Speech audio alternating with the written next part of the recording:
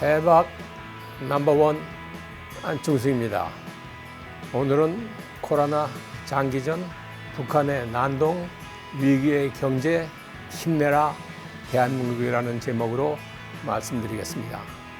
6개월 전 중국 우한에서 발생한 코로나 바이러스가 전 세계 188개국에서 7월 3일 현재 누적 확진자 1,077만 6,482명, 사망자 51만 7,956명을 내고 아직도 미국, 브라질, 인도, 러시아 등 매일 수십만 명씩 폭발적으로 확진자가 늘어나는 상황에서 백신 개발은 1년 이상 걸릴 것으로 보아 이번 코로나와의 전쟁은 장기전으로 갈 것이 분명하고 우리도 그에 대한 대비를 하여야 합니다. 5월 초까지만 해도 방역 모범국으로서 일일 확진자가 10명 내외로 코로나 청정국 턱밑까지 갔었습니다. 그런데 5월 연휴를 기해 이태원 클럽, 쿠팡 물류센터 등에서 집단 감염자가 속출하더니 개척교회 소모임, 노인 대상 방문 판매, 탁구장 등 수도권과 중부권을 중심으로 일일 확진자가 30에서 60대 수준으로 늘어났습니다.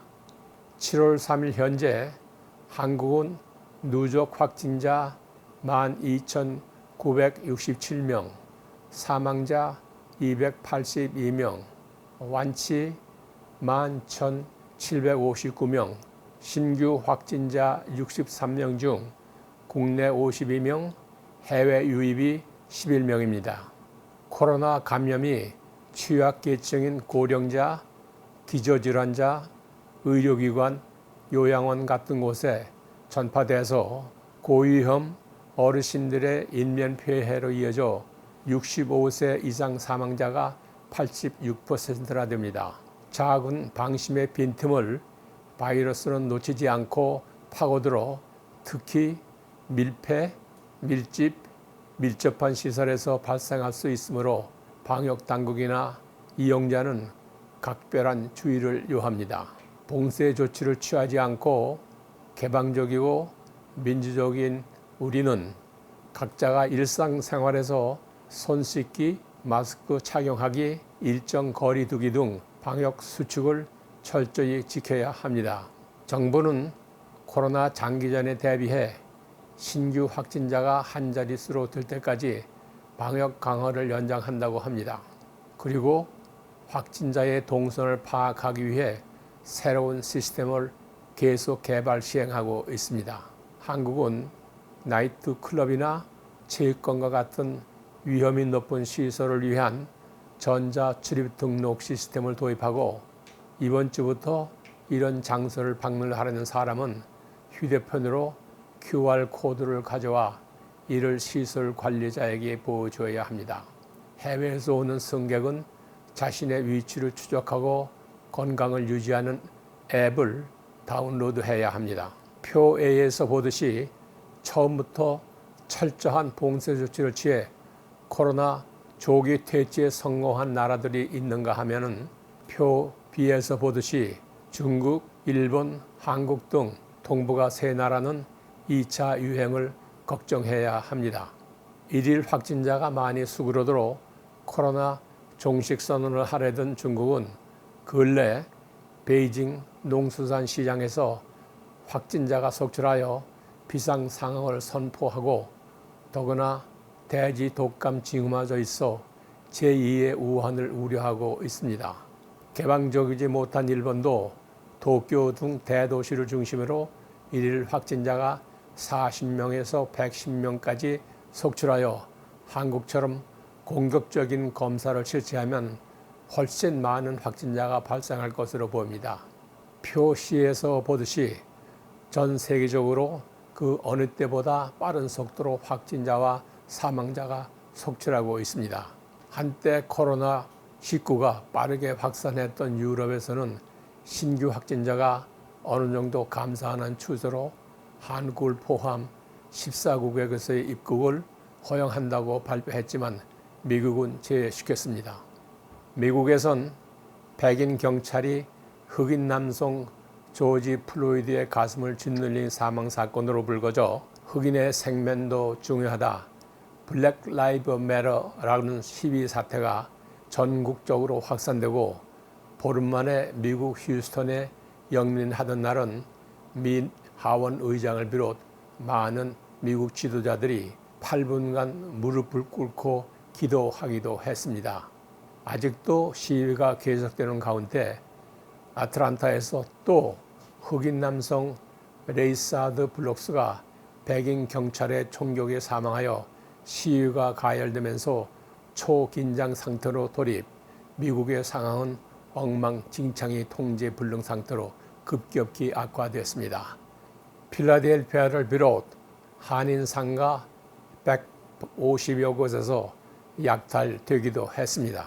미국에서는 하루에도 5만 명이 넘는 신규 확진자가 나오고 지난 4월 1차 급증 때는 뉴욕을 중심으로 동북 지역이 진앙지였는데 6월엔 플로리다, 텍사스, 애리조나, 캘리포니아 등 서남 선벨트 지역이 재유행을 주도하고 있습니다. 미국 50개 주에서 37개 주는 확진자가 증가하고 11개 주는 평상 유지, 다만 2개 주만이 감소하고 있는 상태입니다. 한때 미국에서 가장 타격을 입었던 뉴욕주에서는 현재 신규 사망자가 42명으로 3월 이후 가장 낮은 수치를 기록하고 타주로부터의 진입을 막고 있습니다. 트럼프 대통령은 방역의 실패와 유색 인종차별 시위로 인기가 떨어진 데다 중국의 홍콩 보안법 실행으로 미중 갈등이 심화되어 11월 대선 전이 급급해 북미 회담은 관심 밖으로 밀려났습니다. 북한은 그동안 미국과 유엔의 고강도 제재 속에서 4년 연속 마이너스 성장을 해오면서 중국에 기대어 버텨오다가 코로나 사태를 맞아 속수무책으로 경제 상황이 나빠졌습니다.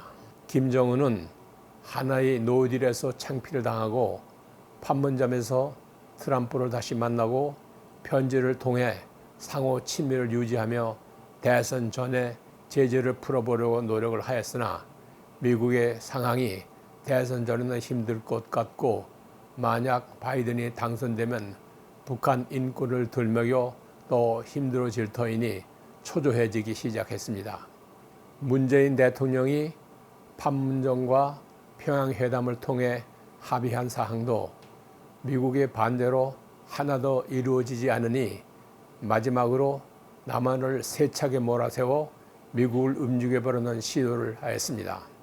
그 배드캅 역을 맡은 것이 남한에도 잘 알려진 백두혈통 여동생 김여정이었습니다.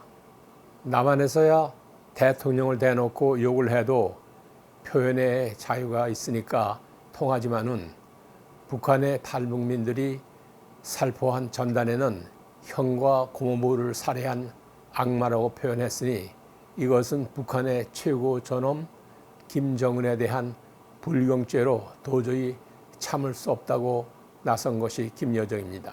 김여정은 문재인 대통령이 평창 올림픽 전부터 특사로 방문해 그를 친절히 대해주고 특별 대우를 하였으나 전달을 막지 못한 불경죄로 철면피, 뻔뻔스럽다 등 원색적으로 비난하며 신의를 배신한 것에 대한 값비싼 대가를 치르게 될 것이라고 경고하였습니다.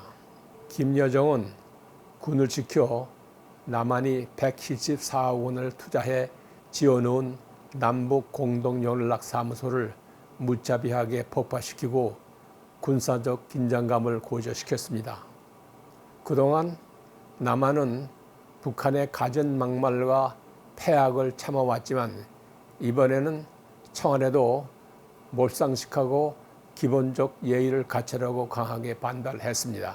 미국도 즉시 북한의 제재를 연장하고 한미 군사훈련과 고도의 정찰기를 띄워 철저히 감시하고 동아시아 해역에 항공모함 3척을 배치했습니다.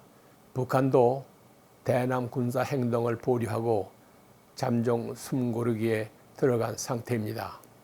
그동안 정부에서는 한반도의 평화를 유지하기 위해 북한에 대해 저자세로 대해왔고, 언젠가는 북한도 개혁 개방해서 남북 간이 공동 번영하기를 희망했습니다.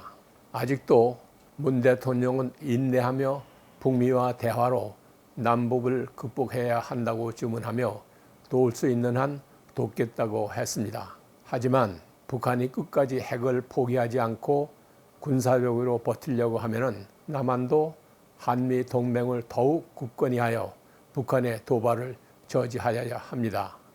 이런 난국을 헤쳐나가기 위해 무엇보다 중요한 것이 남남 갈등을 없애고 한 목소리를 내는 것입니다.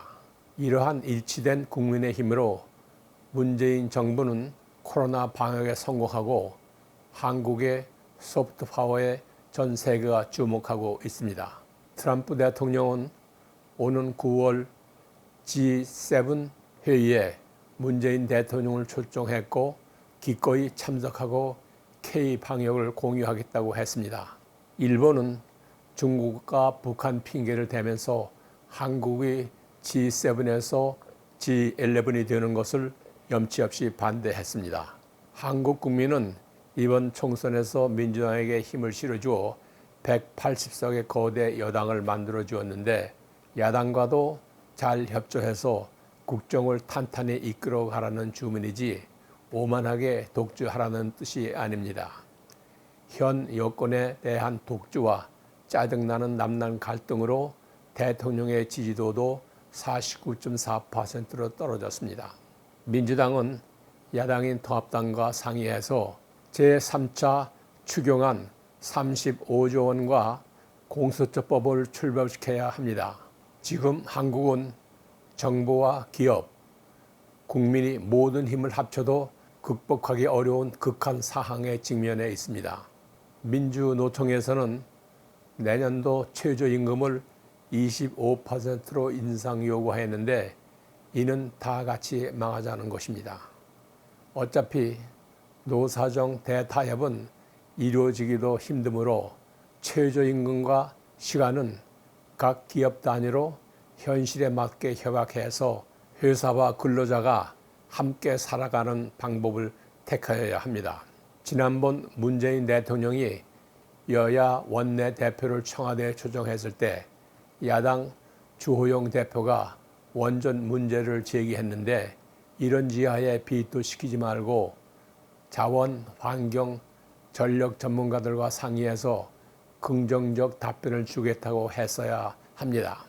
실제 원자력 창설 여론이 7대3일 정도로 한국은 원자력이 필요합니다. 에너지 산업은 경제의 기둥이고 현실입니다. 정치 논리에 의해 함부로 다룰 문제가 아니고 산업적, 경제적, 환경적 문제를 충분히 고려하고 결정할 문제입니다. 원자력은 한국이 반도체와 함께 세계 정상에 오른 과학기술 융성의 결정체입니다.